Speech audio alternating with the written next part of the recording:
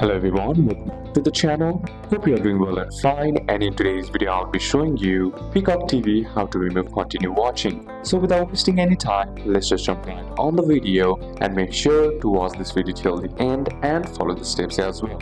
To remove continue watching Peacock TV application or Peacock TV while browsing on your PC, what you need to do is simply head over and open up your Peacock TV on your phone or on your PC where you are using it. Then be sure to be logged into your account as well. And once logged into your account, what you need to do is on your home screen, scroll down until you find the continue watching section.